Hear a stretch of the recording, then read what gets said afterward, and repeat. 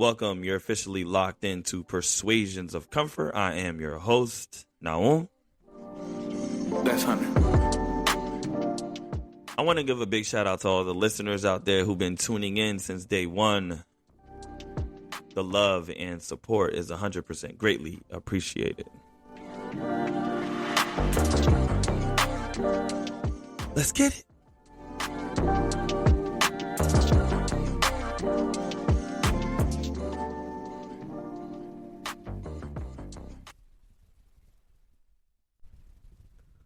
The topic of discussion for today revolves around intentions, and I'm very excited about this episode. It's a very special one for three reasons.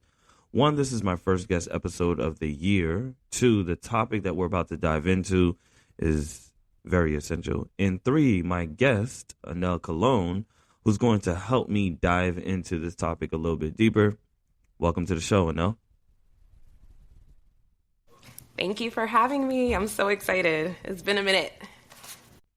Yes, it has been a minute. And first of all, I want to thank you for your patience, and I appreciate you for taking time out of your busy schedule to kick it with me on this episode. All right, so let's dive in a little bit, and I want to start off with your background. So, Anel, you grew up in the South Bronx, daughter of Dominican parents, and you saw how they worked to build a life for you and themselves in New York. From an early age, you witnessed how mindset, adaptability, and wellness played a role in shaping opportunities and long-term success.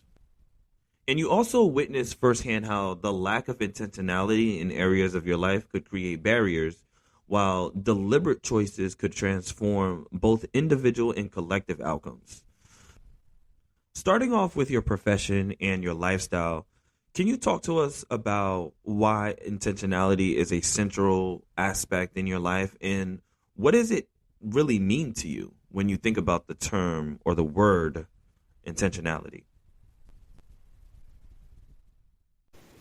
Yeah, so for me, intentionality is a part of not just how I'm pursuing my professional goals, but it's also about how I'm pursuing my personal. In fact, it really starts there. I think if I'm not intentional with my thoughts, my beliefs, with how I move, with my actions, then that it could create a negative ripple effect in every other aspect of my life. So for me, intentionality is really like aligning my actions, my thoughts, and my beliefs with my habits and what I'm doing on a daily basis. Nice. I love that. So when I think about intentionality, what it means for me is the act of living within my purpose, right? Making decisions that align my actions with my intentional core values. And in addition to that, I'm creating a mindset where deliberate actions that I take move me towards desired outcomes that I have for my life. Mm-hmm. Oftentimes when intentionality comes to mind, I'm not only thinking about my daily goals, my day-to-day. I'm also considering short and long-term goals. I would love to hear your perspective on how do you make sure that your intentions not only align with your daily goals, but also your short and long-term goals as well. Yeah, so some people might think it's excessive, but I have this really particular way that I go about setting goals and making intentions. And what I'll share is, for context, years ago, I was working crazy hours when I was an administrator at a school. I was working with some of my best friends that I met in California, and we were sitting down one day and we were like, yo, we work so hard on our day-to-day in our profession. We put so much thought and intention behind everything we do when it comes to running the school. How about we apply that same level of intention behind our personal lives and our long-term goals? And so that really kicked off this new sort of way of goal setting and intention for me, where I literally have a deck. And so I plan out everything I want to accomplish between now and I have literally it's a 1 to 10 year plan. Wow. And I literally break down every aspect of my life, from this is how I want to be spiritually. This is what I want to achieve this year. This is what I want to achieve as far as personal, family, relationships. Like I really break it down, because I think when it comes to intention, just like you said, it's not just about the day to day, but like, how are you trying to get to the quote unquote end goal? So that's how I go about really thinking through those goals. I think about what I'm trying to achieve, and then what are the baby steps, the compound effects that will lead to getting there. You know what? That is amazing to actually have a 10-year plan.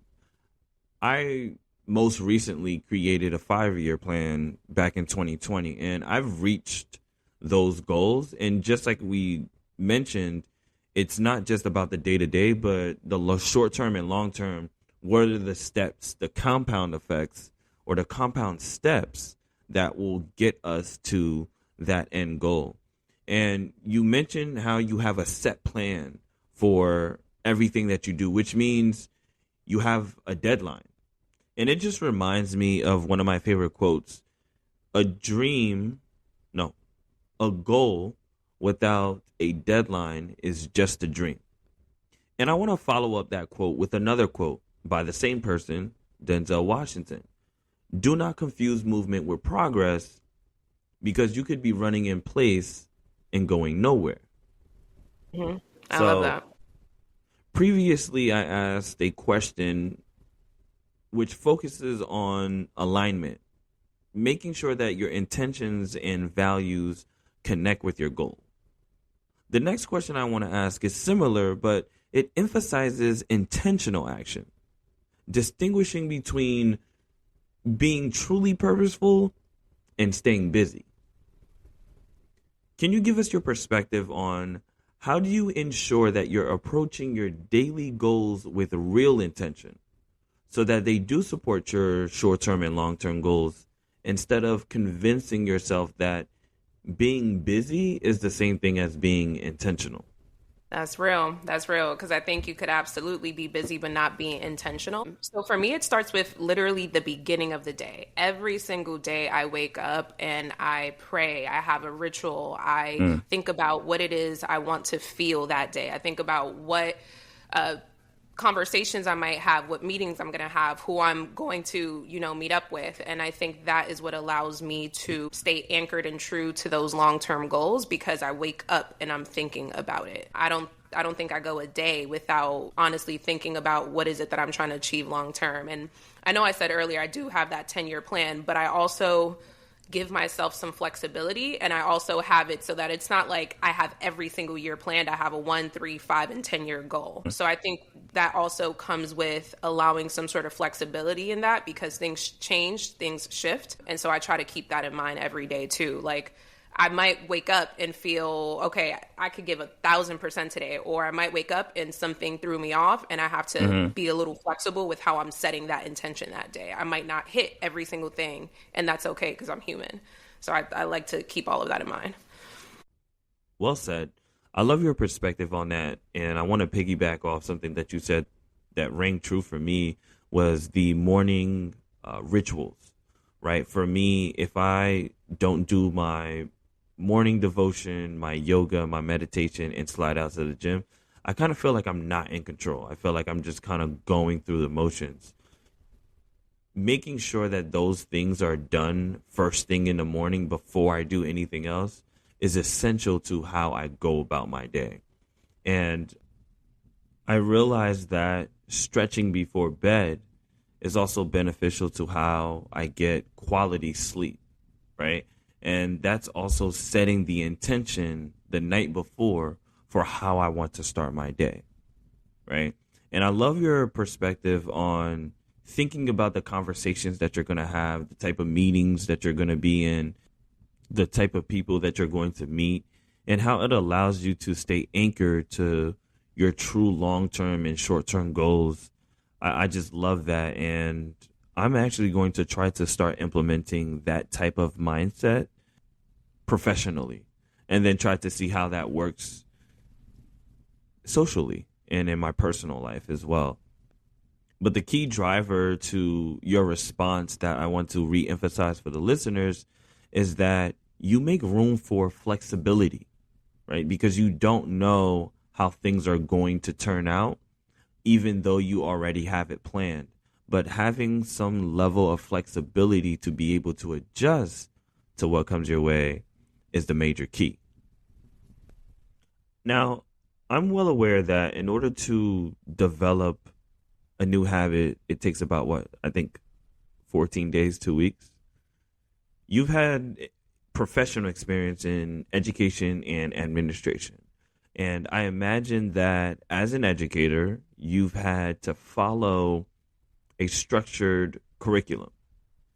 Do you think that your profession has helped you build the skills or habits needed to stay intentional with your goals? Or were those habits already in place before you entered that field?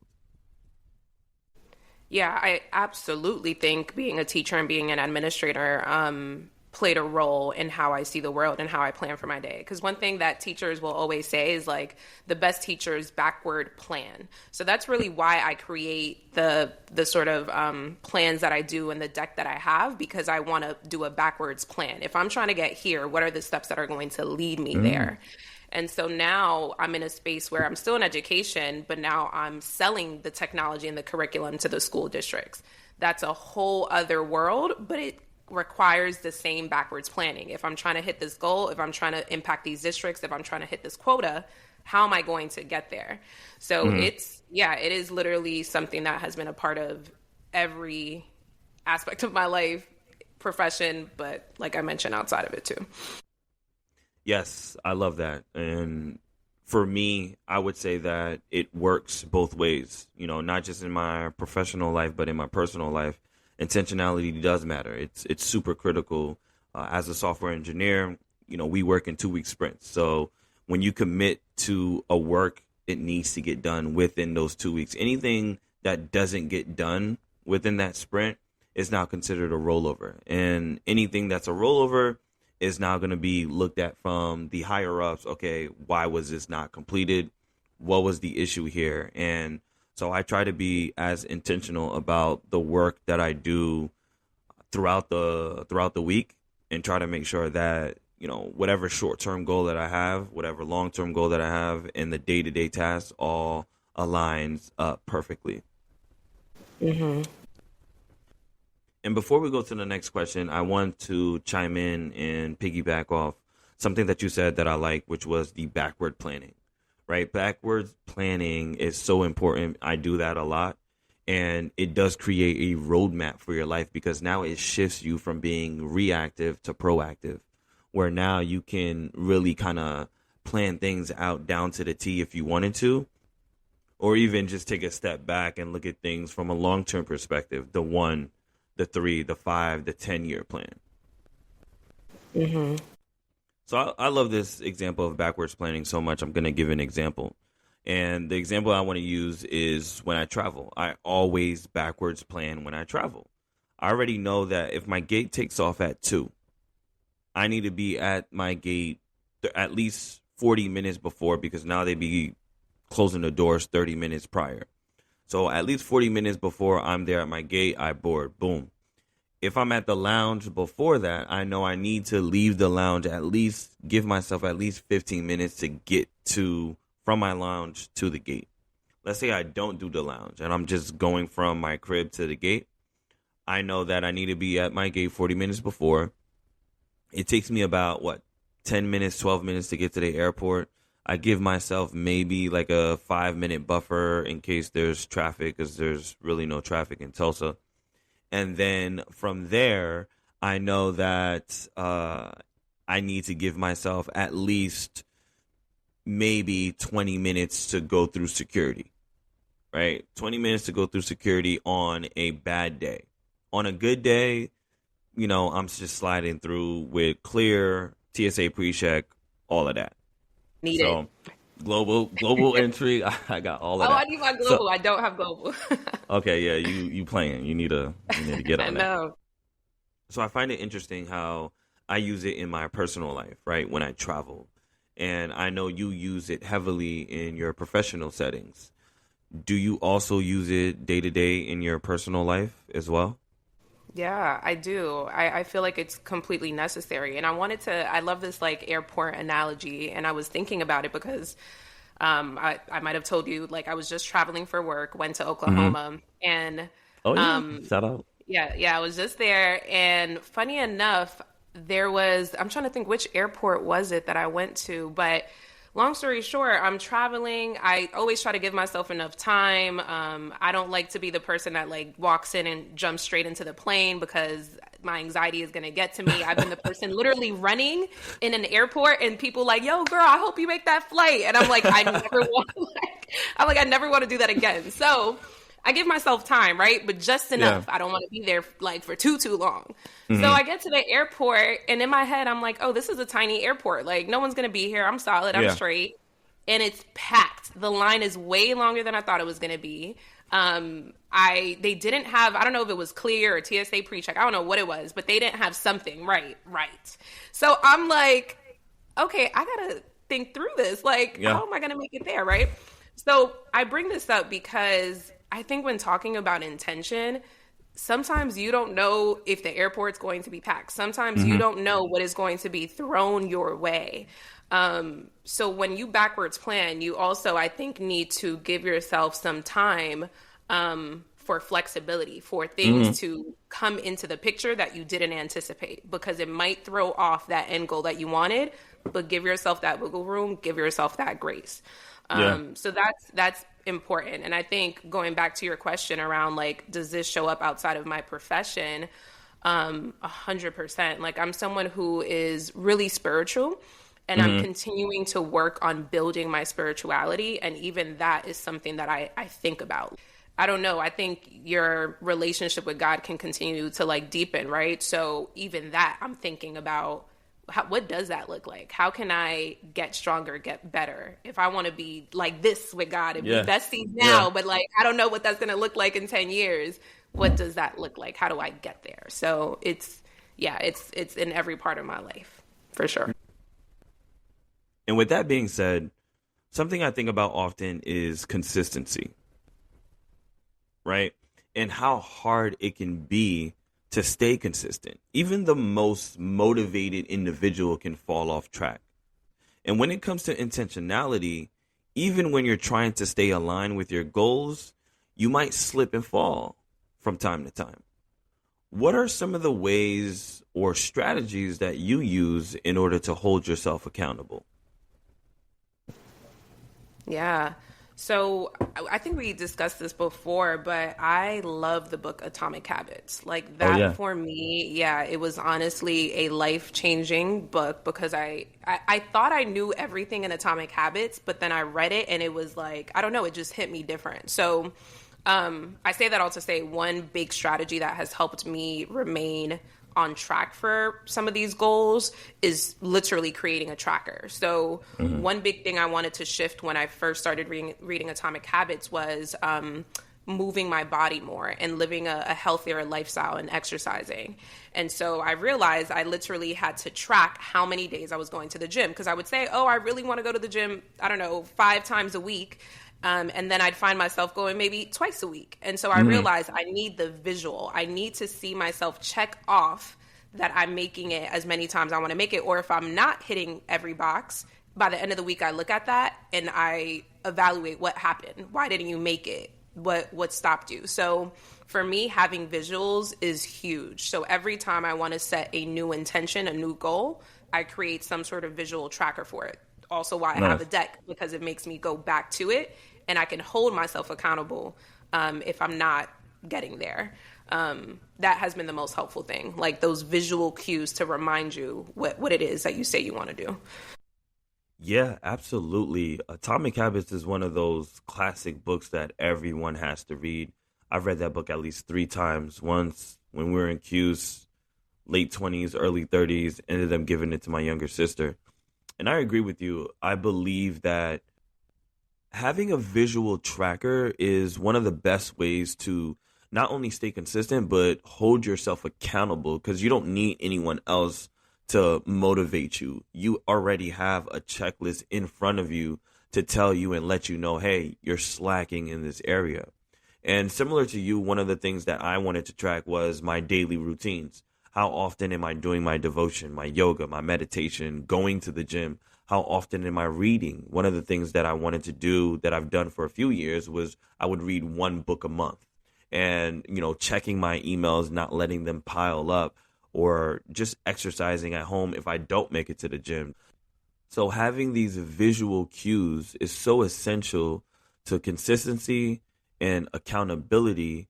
And what it actually does is visual cues tend to lead to actionable steps. All right. So I want to take a moment to reflect on what we've discussed so far. I just want the listeners to have an opportunity to digest these talking points we've covered in this episode. So number one was our respective definition of being intentional. Number two, we gave a comparison between what it means to be intentional versus just being busy. Number three, we talked about how we use our intentions, or should I say our intentional core values, to build habits, and to use those built habits not just in a professional setting, but also in our personal lives. And we also use the airport analogy to discuss how we use intentions to plan backwards, right? And how we want to be intentional about certain things that we're doing, decisions that we're making. And lastly, we talked about consistency and accountability. What does it mean, and how do we hold ourselves accountable in order to be consistent with our intentional core values? One thing that I've been thinking about is how much our community and support systems impact our ability to stay intentional. And we've both talked about how important spirituality is. God is the ultimate supporter, right? But what about the people around us? How do folks within your circle help or even maybe challenge your efforts to live with intentions? Can you talk to us about that? Yeah. So I think having a community that supports the goals and intentions you're setting forth is incredibly important. So one thing I love to do is I love building community. I love finding people who have similar goals and intentions as me. So years ago, I was thinking deeply around finances, and I would notice, like, every time I'm talking to someone, we're talking about we want to invest more, we want to learn more about ways to grow our income. Let me just make a community. Let me make a chat and invite all the people that I know, even if they don't know each other, so that now we're talking about the things that we say we want to achieve together. So I created a chat where we started, again, just sharing knowledge and information about it. Most recently, I've been really focused on health and wellness. So I did the same thing. It's really interesting, actually, and perhaps intention plays a role in this. I find that whenever I'm working towards a goal, all of a sudden, not only am I talking about it more, but it really is generally coming up in conversations more often. So every time that happens, I'm like, okay, time to build another community. That happened with a book club. Again, started talking to people, then I created a book club. So for me, when I have a community of people who are doing the same thing, it reminds me to stay on track. There are days where I don't want to go to the gym. I don't want to get up for it, but I see the chat going and someone's like, hey, just left the gym. And that reminds me, you know what? Come on, bring your ass there. You could make it today. You could make it go off. It's inspiration. It's motivation. Although I do think discipline is key. I think motivation ebbs and flows. Discipline is key. But I think those are again, a visual cue to remind you to stay true to what it is you want to do.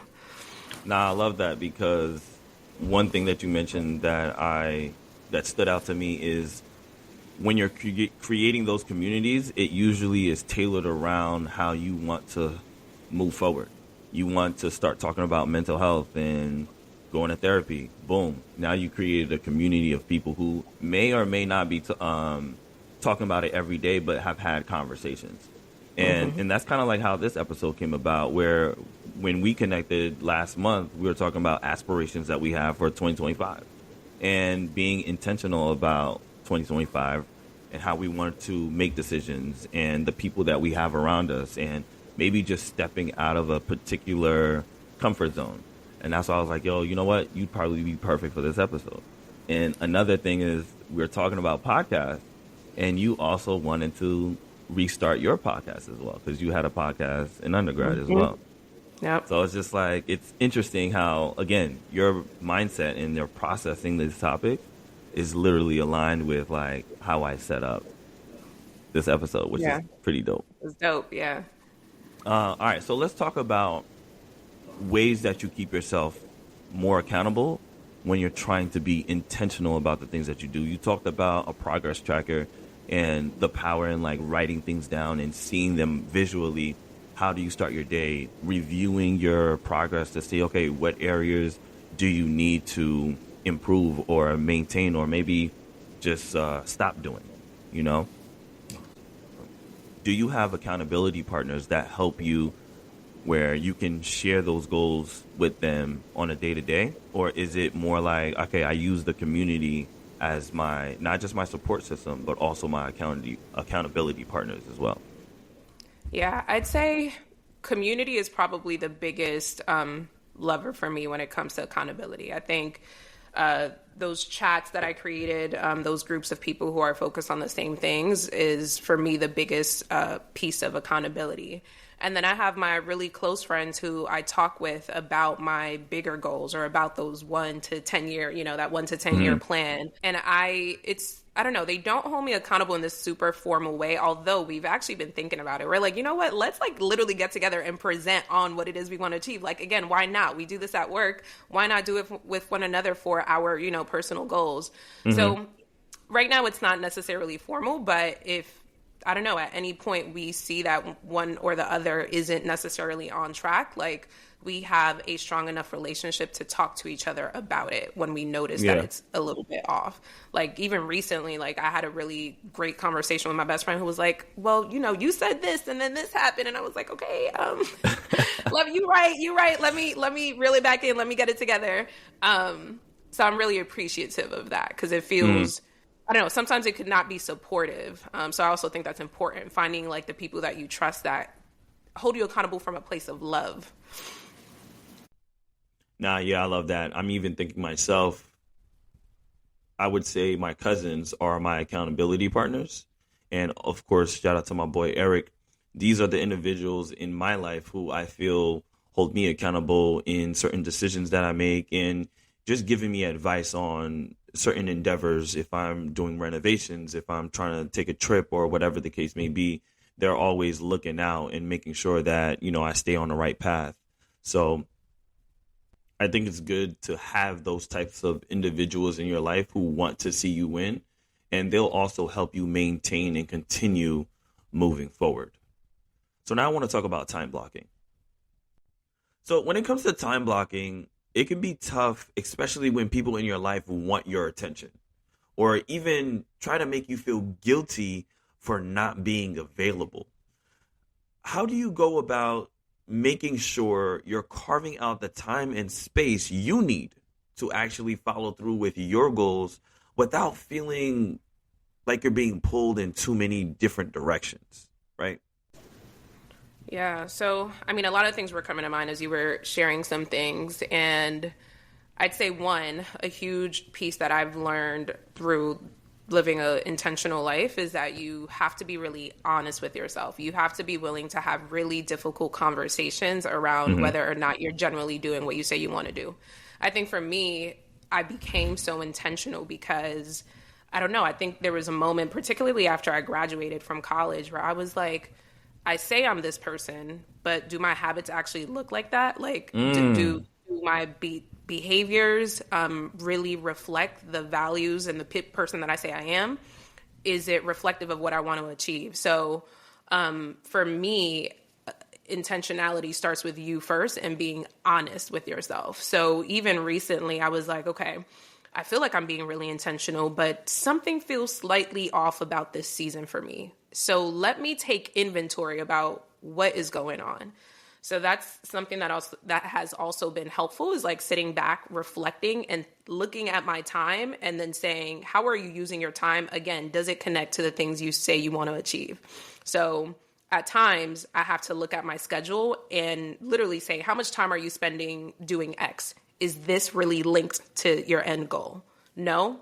So you got to reassess and you got to time block differently. So that's kind of where I'm at right now, actually, in this season. Like, there's a lot that I want to achieve. Take a step back, look at your time, and make sure that it's, moving in accordance to what it is where you're trying to go. You know what? I love that response for two reasons. One, I totally agree with you. Your habits and behavior should reflect the values and the person that you say that you are. That's number one. And two, Atomic Habits. They talked about that in the book as well. And because I read that book at least 3 times, I did a podcast episode on them. The first episode that I did, or the second episode, part 2, is, are your habits a reflection of your identity? And the third part is, are your habits serving a purpose? And I also appreciate the way you brought it full circle, right? You talked about living an intentional life and being really honest with yourself and having those difficult conversations. And I feel like sometimes we don't have those difficult conversations because we don't know what the other person is going to say or how they feel. And I love how you brought it full circle back to you in terms of reflecting and taking inventory of what's going on. Understanding, is this your season to actually be doing this thing? And if it doesn't match or align with your short-term, long-term, or any day-to-day goals that you have, you might have to take a step back and just reassess. And then, as you say, time block differently. Essentially, for me, I kind of think the same way. If things don't align with where I want to be and what I'm trying to do, I'm most likely not going to do it. And to be honest, I mostly move off of abundance, right? I realized a long time ago, if I put my mind to something, most likely it's going to happen, right? But at the same time, I also pay attention to what's within my season, what works within the realm that I'm currently in. And you also talked about, is this what you're doing? Is it aligned with where you are at in the current season that you're in, right? So for me, if it doesn't match any of my long-term goals or short-term goals, or even just like my day-to-day, and I have to go out of my way, I'm most likely not going to do it. And you also mentioned something that I think is super critical, which is, how are you utilizing your time? How much time are you using or are you allocating to X? And where should you be allocating your time instead of X? So, and then that really just comes down to urgencies versus priorities. And the last touching point on this one is,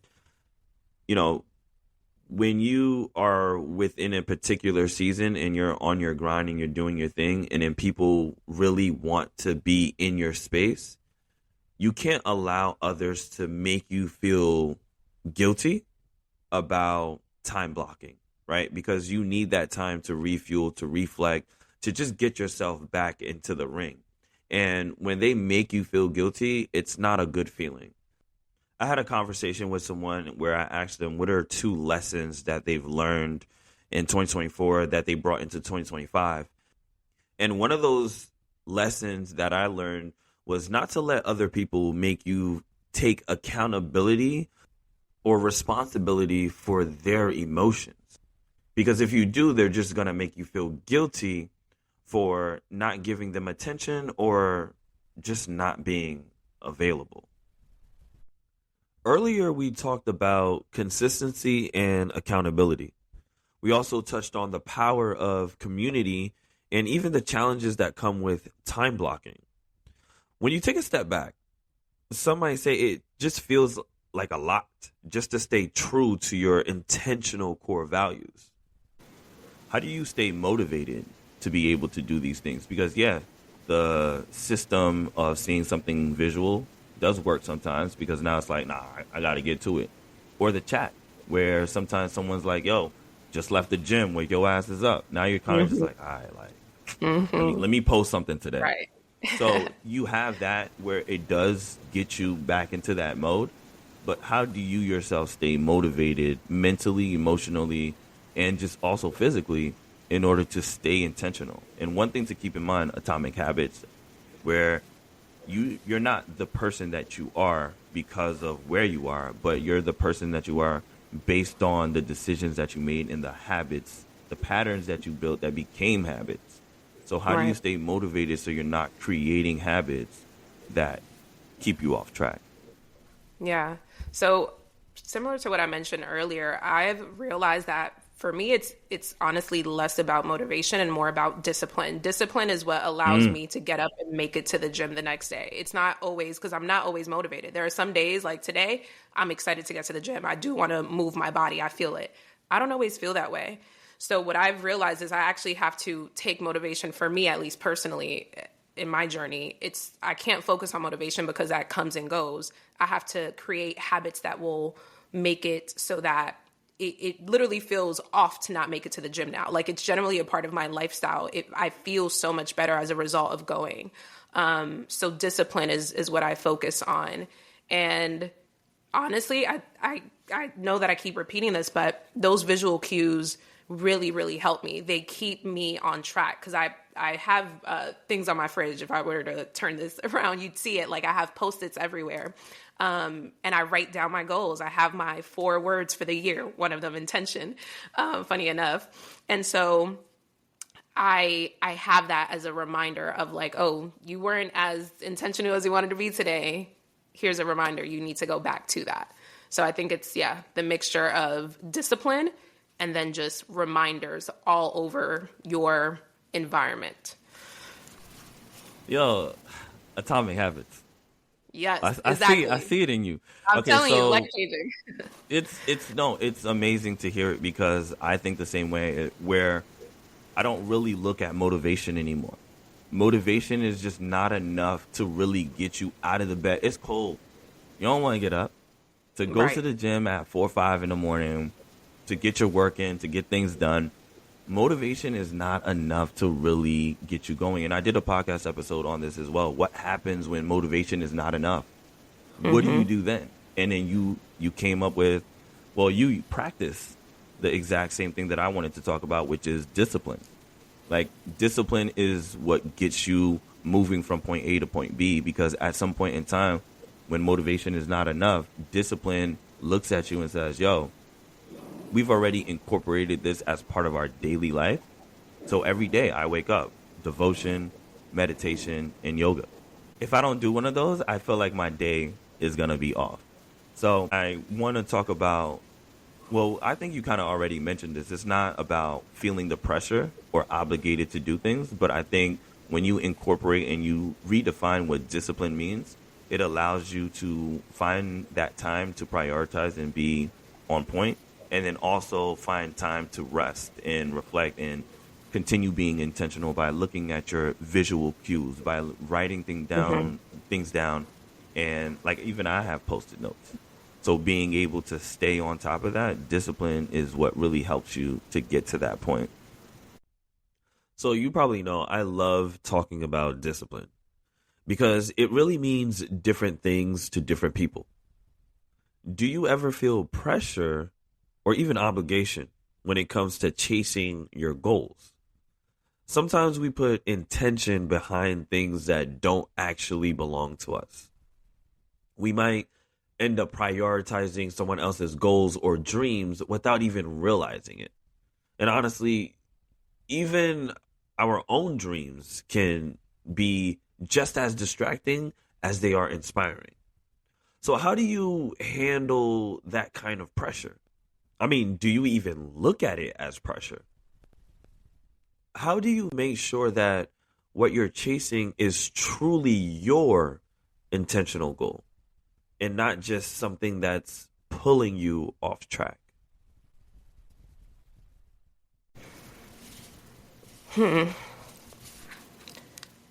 Honestly, I feel like the way for me, pressure honestly is really, it's a motivator, although we're trying to say like, discipline is what it is. But truly, I think for me and in my personal journey, like if the pressure is there, I'm going to execute. And so honestly, and this is like now I'm thinking about this as we're having this conversation.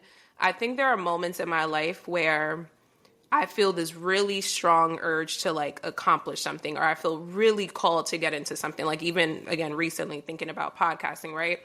So when I feel that pressure from the inside, I cannot not work towards it. It literally, it is, I can't stop thinking about it. So I think the way that I don't get off track is when I keep thinking about what's that throbbing, what's that thing that your brain is telling you you really need to focus on. Health, again, that was a huge transformation for me.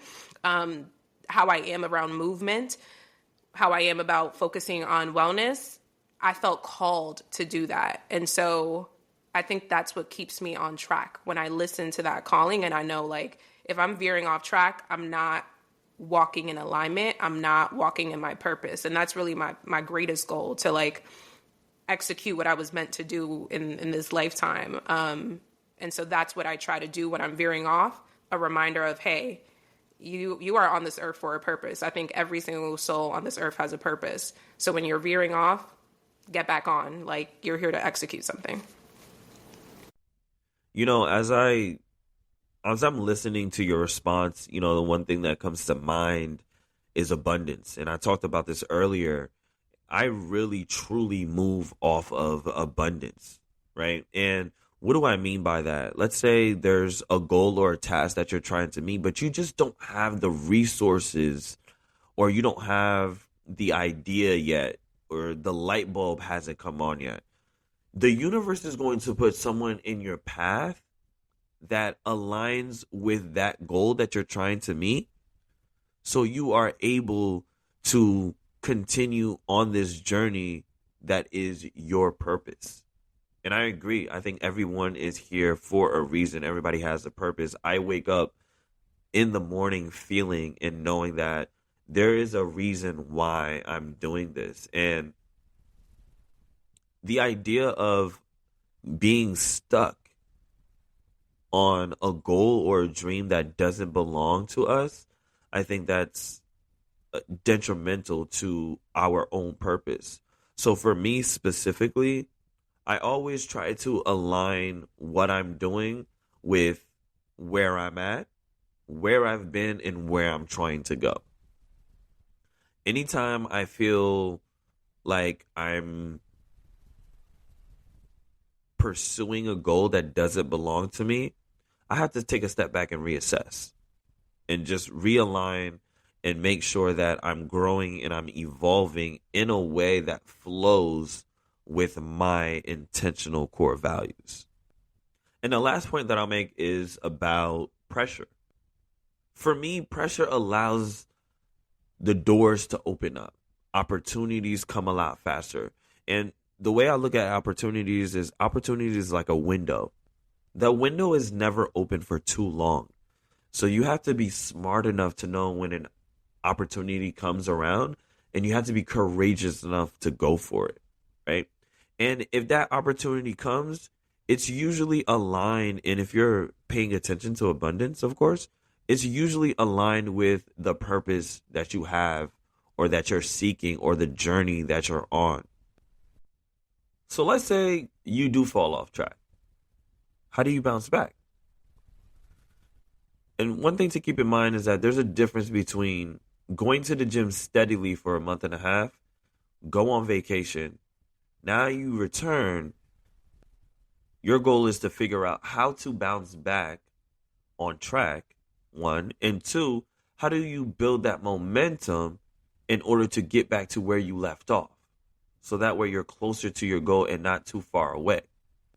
Sometimes I feel like if you don't have a strategy to get back on track, you're going to end up starting all over, which means all of the work that you've done was aimless effort towards nothing.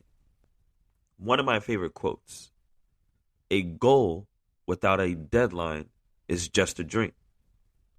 So let's say you've fallen off track. You've lost momentum. All of the effort that you put in starts to feel kind of aimless, right? How do you get back into the flow you work so hard to build? What helps you reset and realign when things just aren't clicking? Yeah.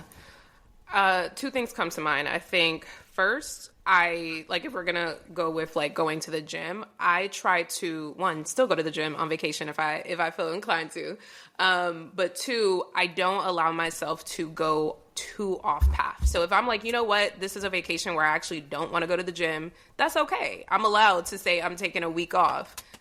But I stay true to that goal of staying a week off. And then when I come back, whether or not I want to go to the gym, I go because I know that discipline is what's going to continue this. I think the other piece that I've also learned from Atomic Habits is if I have veered completely off course, then I make goals that are very realistic so that I feel that success. So let's say I said, okay, I wasn't going to go to the gym for a week, but it ended up being a whole month off.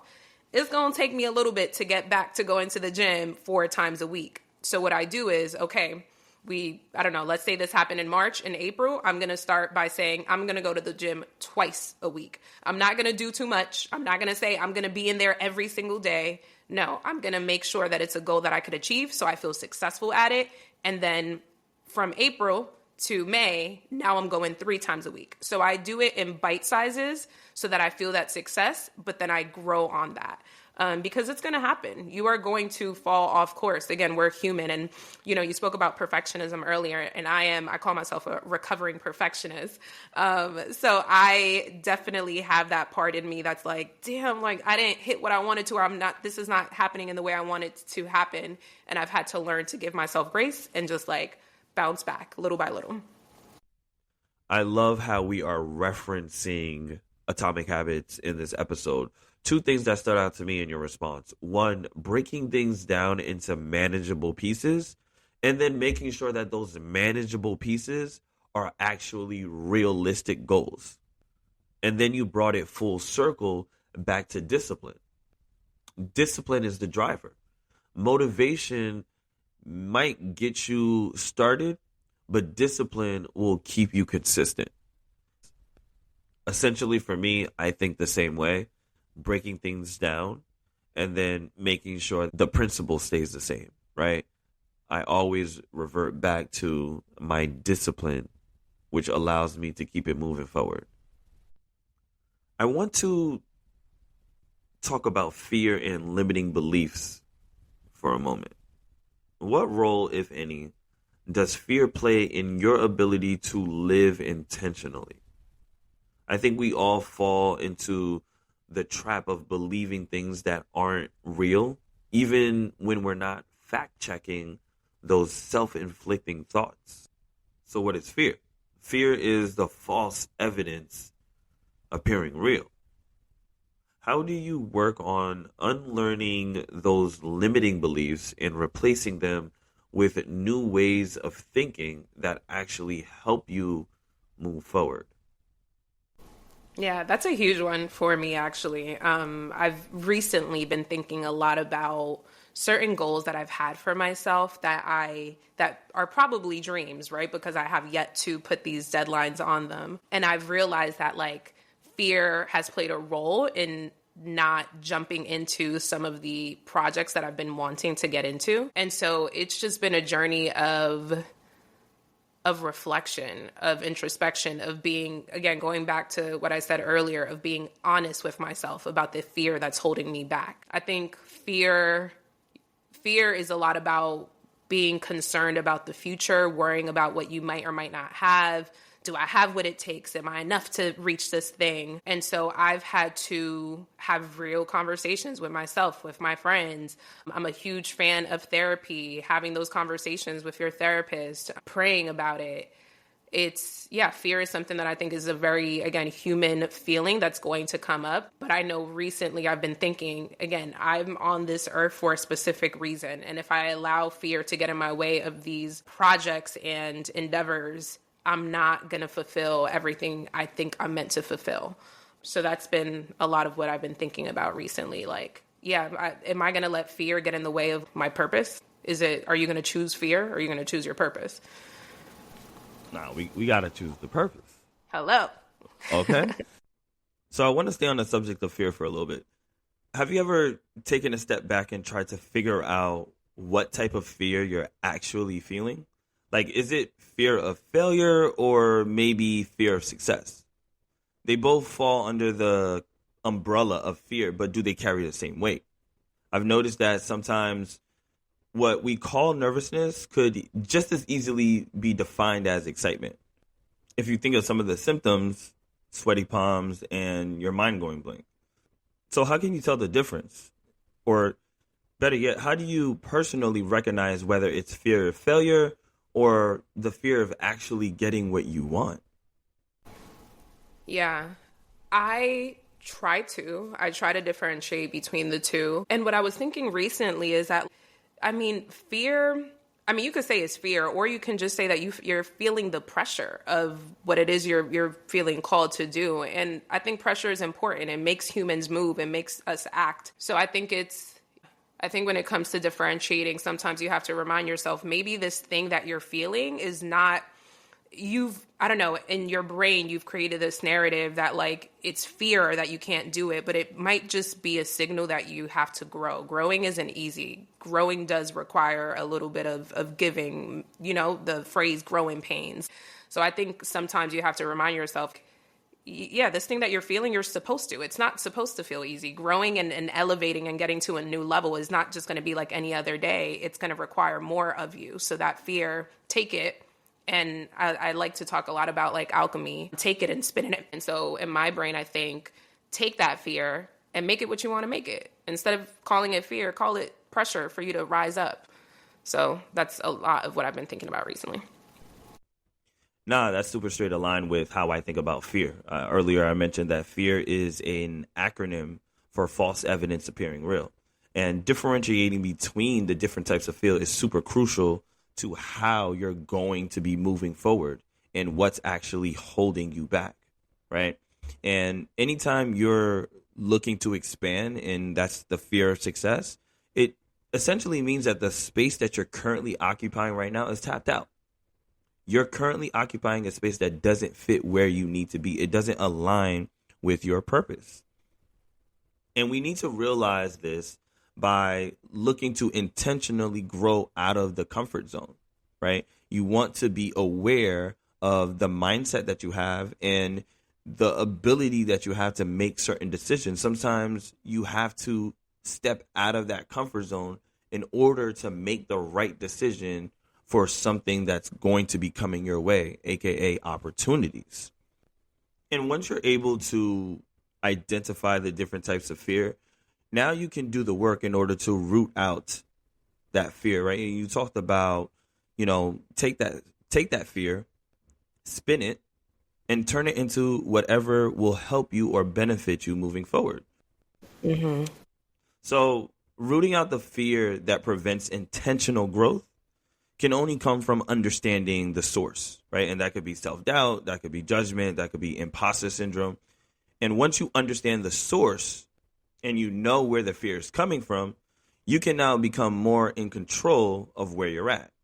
And this is what you talked about, spinning, creating the right story that allows you to say, nah, that's not me. Okay, I'm making excuses now. All right, now this one is holding me back. You're now internalizing where you're at, which in turn could help you identify the steps that you need to take to move forward. So when you're shifting your perspective on fear, it loosens up that barrier. And now you're in a terrain where you haven't actually explored yet, which leaves your point of view to see things as opportunities and possibilities for growth. So once you've done the work to root out the fear, how do you go about shifting your mindset and start looking at the next phase or the next steps in your life as opportunities for growth? What helps you stay open to what possibilities lie ahead instead of slipping back into old patterns, that comfort zone that we're so accustomed to? Yeah, I think I call it like taking inventory. Like you have to ask yourself, again, is this feeling is this feeling right? Am I moving in the right direction? I think it's a lot about consciousness. Intention is about being mindful and like knowing yourself. And so you might be moving in one direction and then think and realize like, you know what, this actually doesn't feel right anymore. Maybe the intention I set forth was, again, for the season and the stage I was in then, but it's not for the season that I'm in now. So I think that's the biggest piece, just being mindful and knowing yourself when something doesn't feel right and when you need to shift that goal and that plan so that you can get back on the path that you really are supposed to be on, or on a new one. Like, I just think progress and our goals, it's not linear. It's not linear. You're going to move around and shift and change, and what you want will shift and change with your exposure to new people, new environments. So being mindful of that. Nah, that was a gem right there. Thank you. I like that. That's your quote of the episode. So yeah, I love this idea and this analogy and this concept, if you will, that you use about, taking inventory, asking yourself, how do you feel in this moment? Where are you currently at mentally? What is the story that you're trying to create in this space?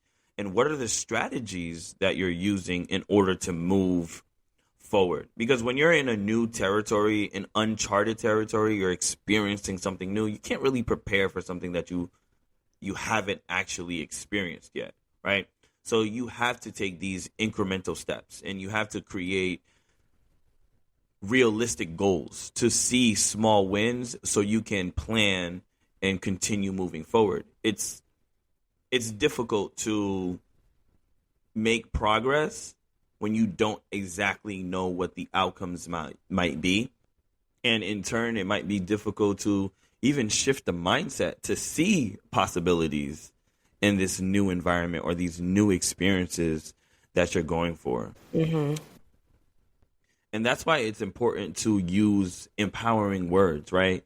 You use the word consciousness, being aware, being mindful, intention.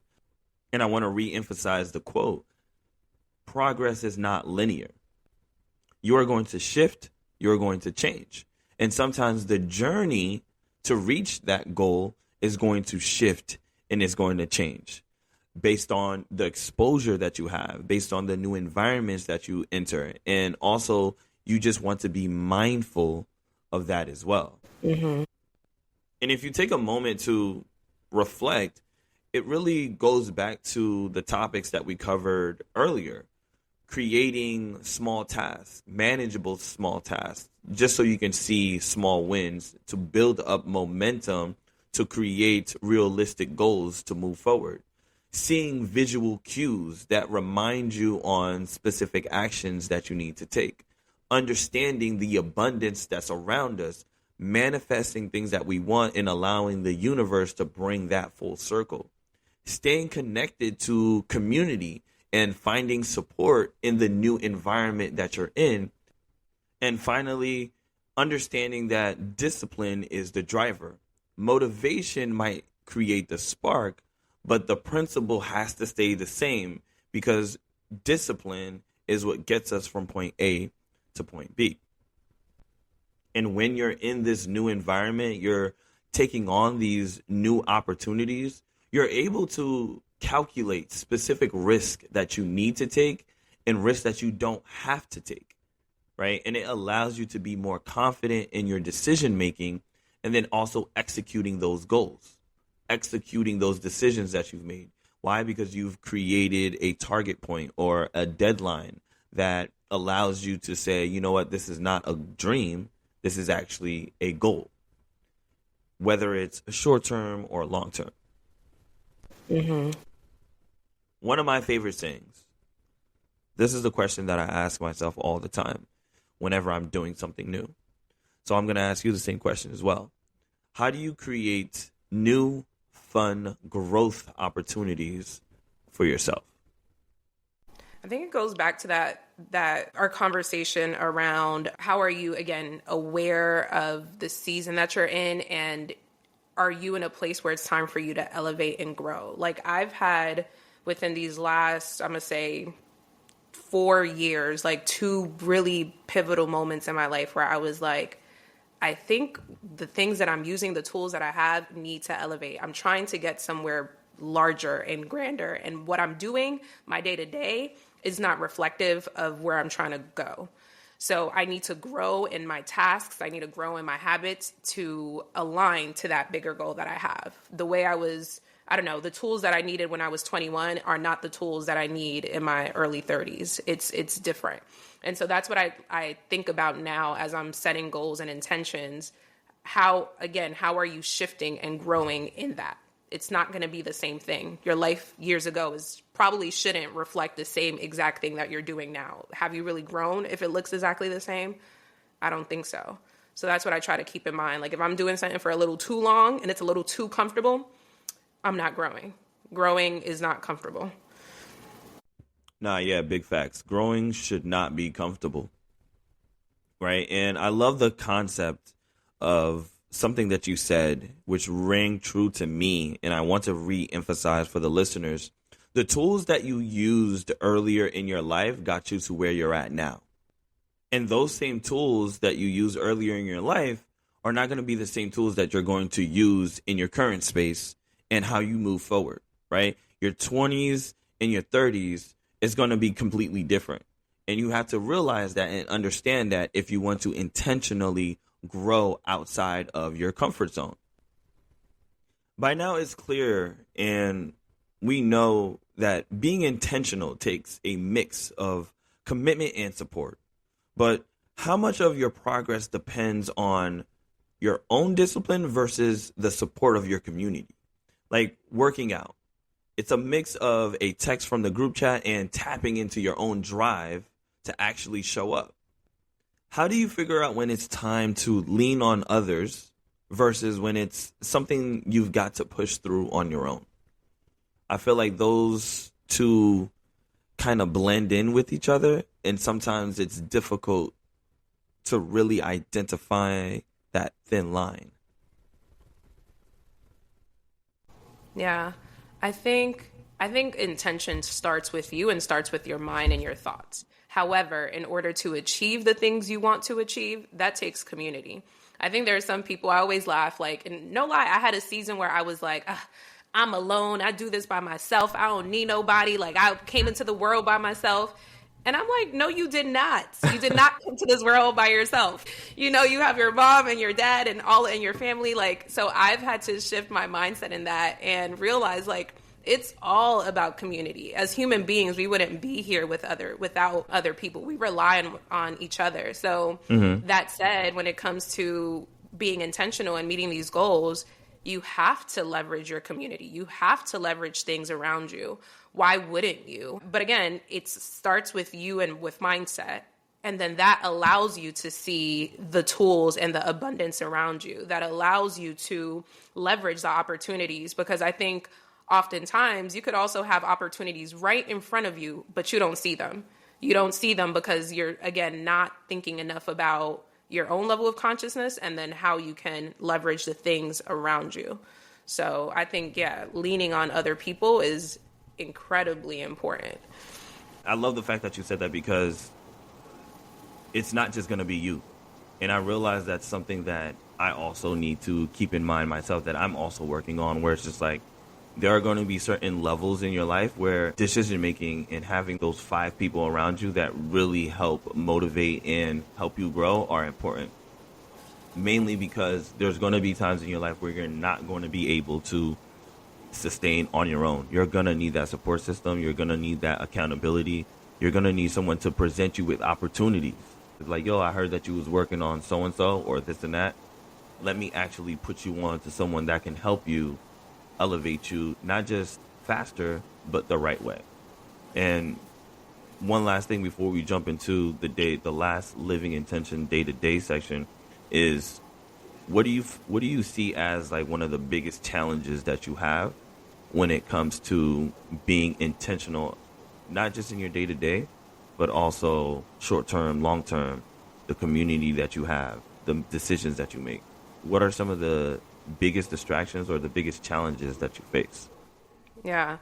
2 things. One thing I wanted to say, just going quickly back to like communal support that came to mind is like, who is on your executive board? Who is it? Who are you really relying on or supporting your thought process? Who is a part of your sounding board? And there was a podcast that I was listening to actually, and this person did this really beautiful activity and exercise that was really around manifestation and things of that nature. But at one point she said, close your eyes and set a table and invite all of the people who love you and support you. And when I did that, I naturally allowed myself to have people sitting at this table. And I'm like, that's my executive board. That's my team. That's who I also rely on to stay on path and stay in purpose. That said, now when I think about challenges, so the biggest challenge for me are the things that are thrown my way that I don't expect to have to handle. It is the bumps in the road, the things that are out of my control, the external. There are times where, I think about people sitting at that table and they themselves are having really difficult life experiences. And I'm really empathetic and really sensitive to that. And so all I want to do is fix it. And so at times it veers me off course because I'm so sensitive and so emotional that like now my day is thrown off. And it's not, again, I'm a rather intentional person, if you couldn't tell, but it's still, I still will be a little off and not hitting all of the goals I want to because I'm really caught up with, I really want to support the people around me. So yeah, the challenge can be when things outside of your control are happening and now all of a sudden your day is shifting and what you wanted to accomplish is shifting.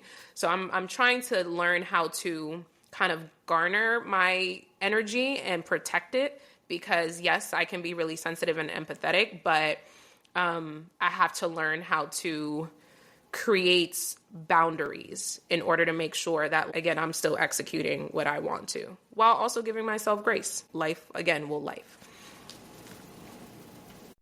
That was such a powerful response. I love the idea and the concept of thinking of it in a way of who is on your executive board, because it's a nuance between self-drive and shared accountability, right?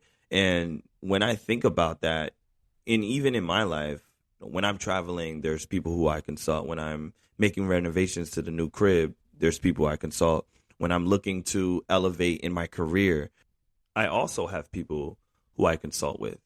And we talked about the challenges, and I agree with you. The challenges really come from what we call externals, the things that are thrown your way to veer you off course. And this kind of goes back to what happens when you fall off track. How do you get back on track? And those are like the biggest challenges and even distractions, right? We talked about the idea of time blocking when certain people in your life are seeking for your attention and you're just not available. And one thing I'll add to that is giving myself grace. And I know I talked about being a perfectionist, and sometimes when I'm not as productive as I want to be, I'll overwork myself to the point where now I'm burnt out.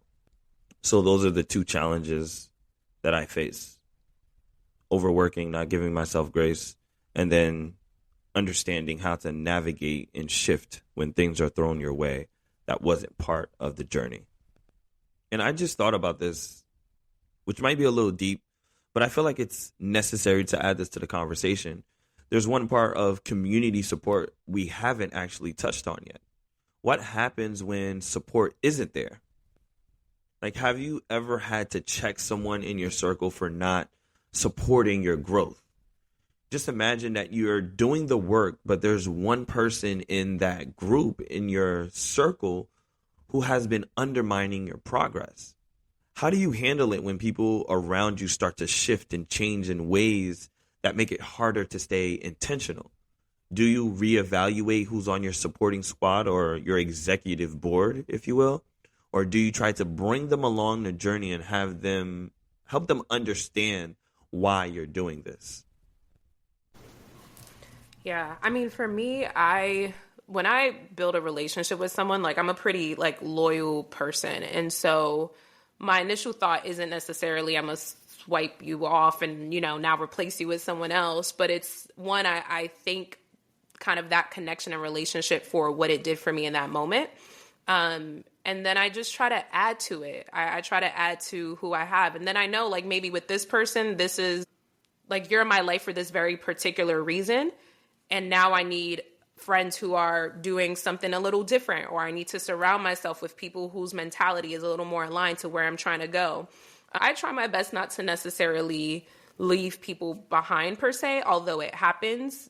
It's just a part of life.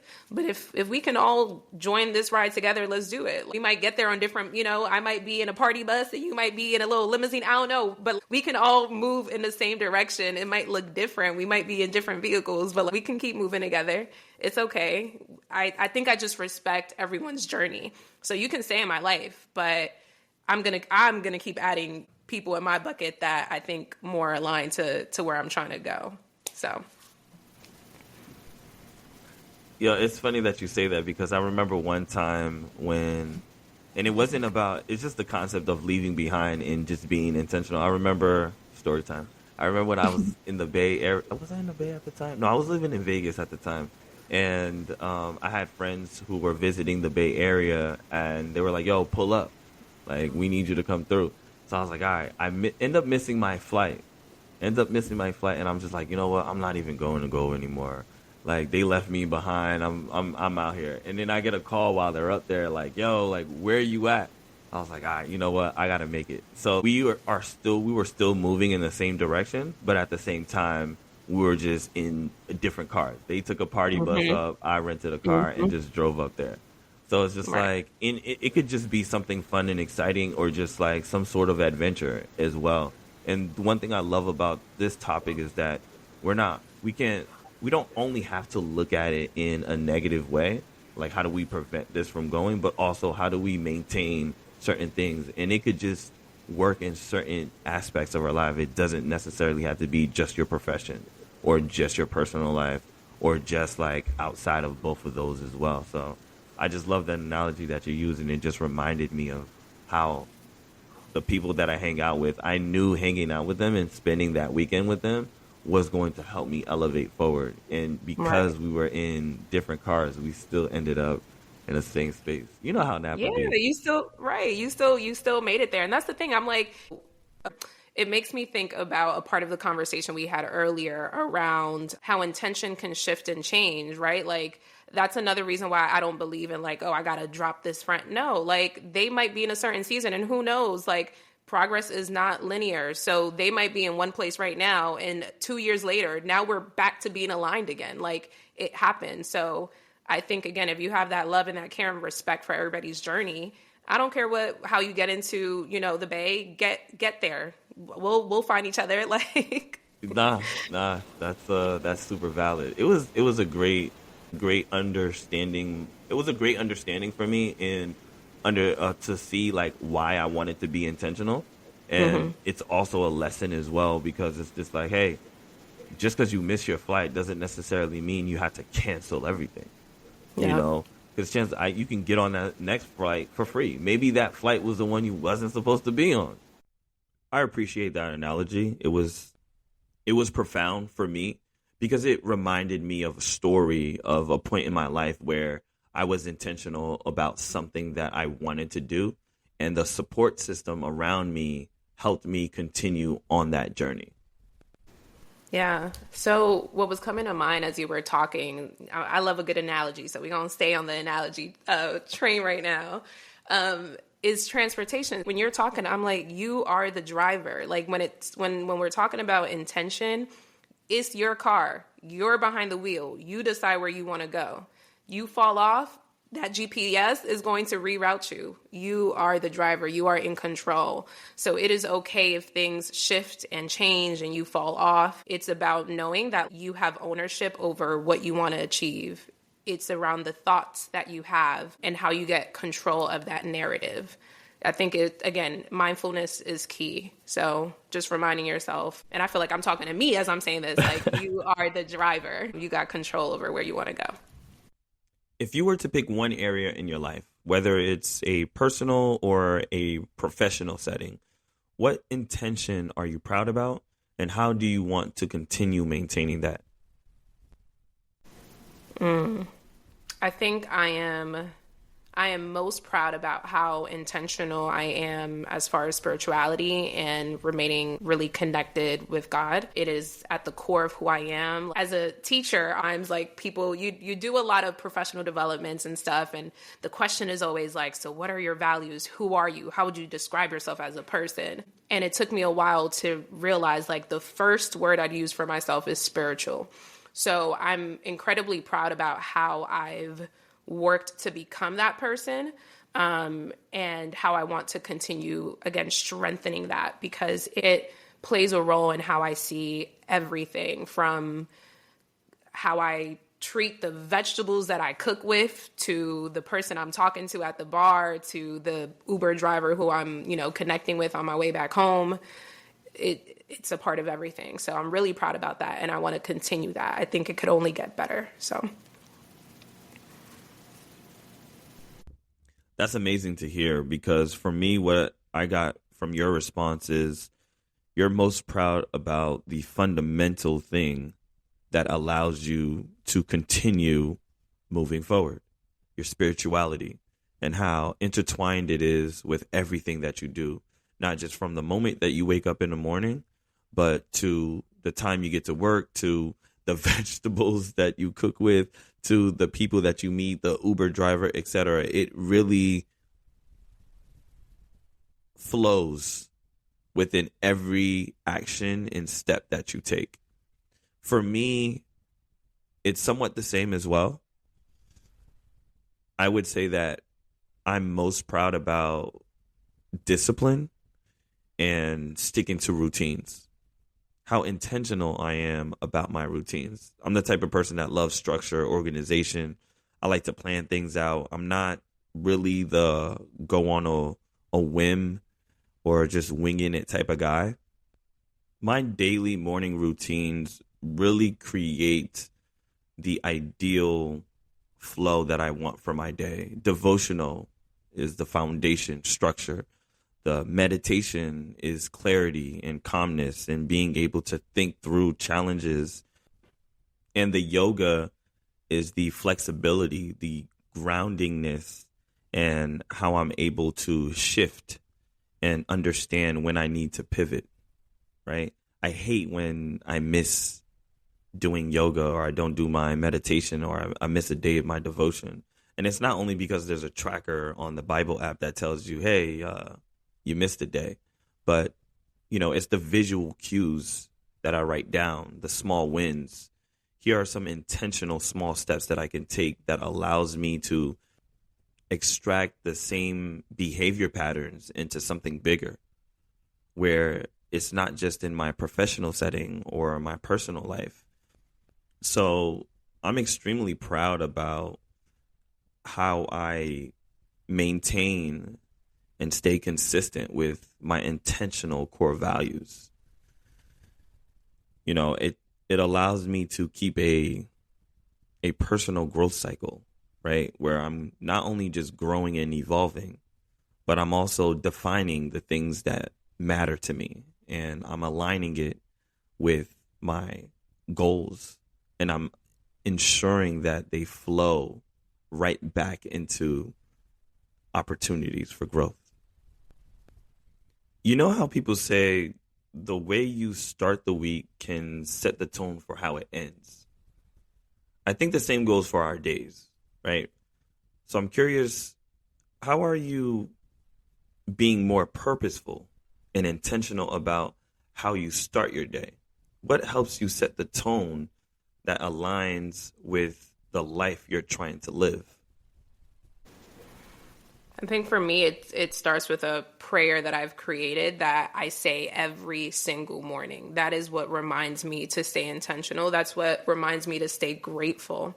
I think it's hard to be intentional and mindful if you don't have gratitude for what you have and where you have led yourself to and where you want to go. So it's about literally every single day being thankful for literally getting another day, another breath, another opportunity to be who you are, because that's not always promised. And so when I remind myself, hey, you could have not woken up today.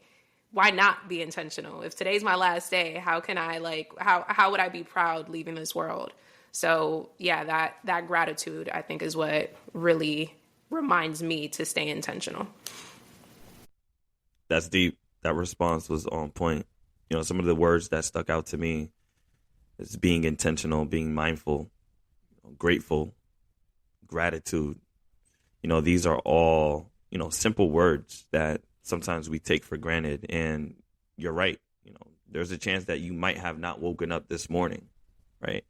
And with that being said, you want to do everything to the best of your ability. And, it might be a little too deep, but, live every day like it's your last. Intentionally live every day like it's your last.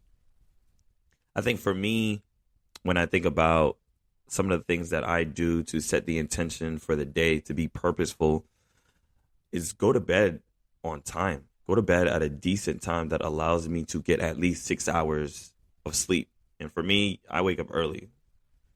I'm up by like 3, 4 a.m. sometimes. So going to bed by 8:30, 9 p.m. and stretching before I go to bed. That is how I usually set the intention for the day, and how I look to continue that is by maintaining those same routines, no matter where I'm at. I should be able to extract my routines, my daily routines, anywhere I go. I travel a lot. So as a remote worker, when you travel, there's not a lot of structure. But being able to pick up and drag my routines everywhere I go is super key for me. So we've covered a lot in this episode, and I'm curious to hear your final thoughts when it comes to intentionality or just being intentional. Yeah. One, thank you. This was such a good conversation. I really appreciate it. Again, it's helping me continue to process my own goals and how I want to continue to get better at being intentional. So I think after having this really meaningful conversation, what comes to mind now is intention is directly connected to your purpose. And it's about being empowered and knowing that you have ownership over where your car is going, over what you want at the end. Nah, I appreciate you for taking time out of your busy schedule to kick it with me on this episode. It was such a great conversation. My final thoughts on intentions, or the topic on intentions, is that this episode was all about living intentionally, what that truly means, and how we navigate the messy, beautiful process of doing it on purpose. We talked about the discipline it takes, the role of community, and how fear, whether it's the fear of failure or the fear of success, and how that can shape our journey. We explored what happens when support fades, how to reset after falling off track, and how to make sure the goals we're chasing are truly ours. Now, if there's one takeaway, whether it's for you, for me, for the audience, it's this: living intentionally isn't about perfection. It's about alignment. It's about staying honest with yourself, checking your circle, and showing up for the version of you that's still becoming. So as you move forward, ask yourself, is this intentional? And if not, what needs to shift? Anel, appreciate you for joining. Thank you for having me. This was dope. I am your host. Till next time, Naum.